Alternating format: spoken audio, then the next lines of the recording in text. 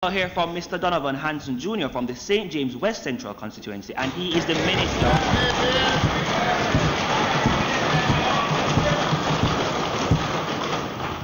The Minister of Finance and the Public Service.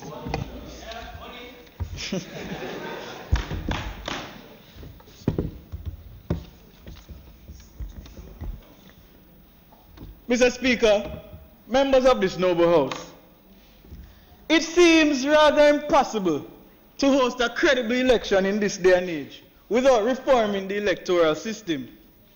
We have heard about the logistical issues and the personnel issues, but what about the costs? I'm going to tell you as Minister of Finance.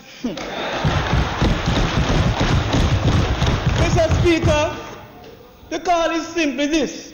We ask our policymakers to seriously consider, merging both general and local government elections to alleviate the burden on the hard-working taxpayers of our beloved country.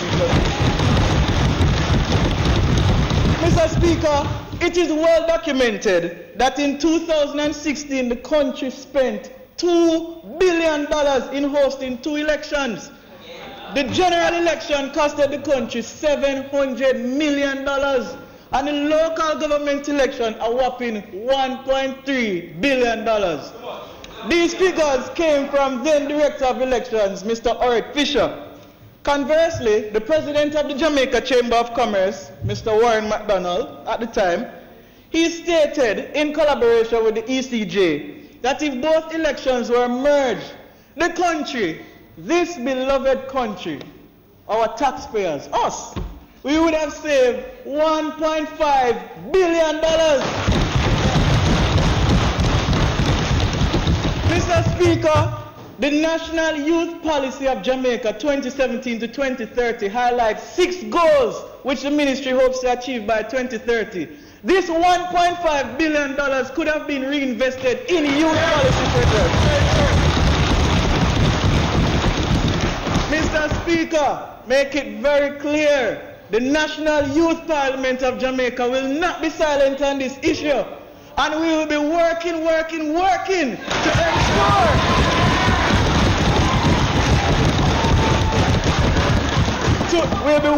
to ensure that our voices ring out as loud as the bell, and our policymakers hear our cry today.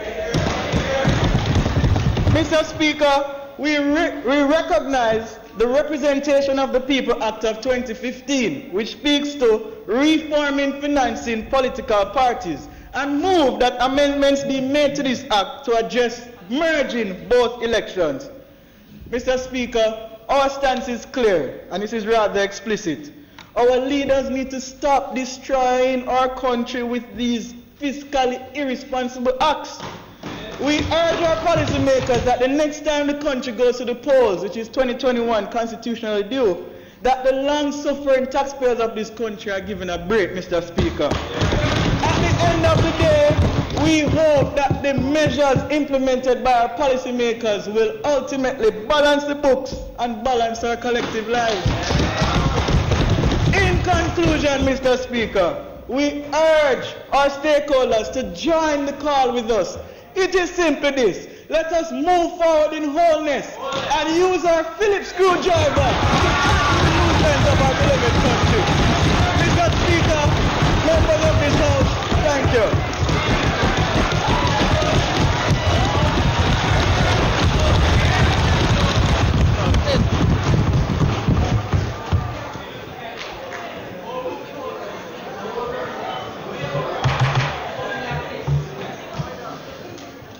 Thank you, Mr. Hanson.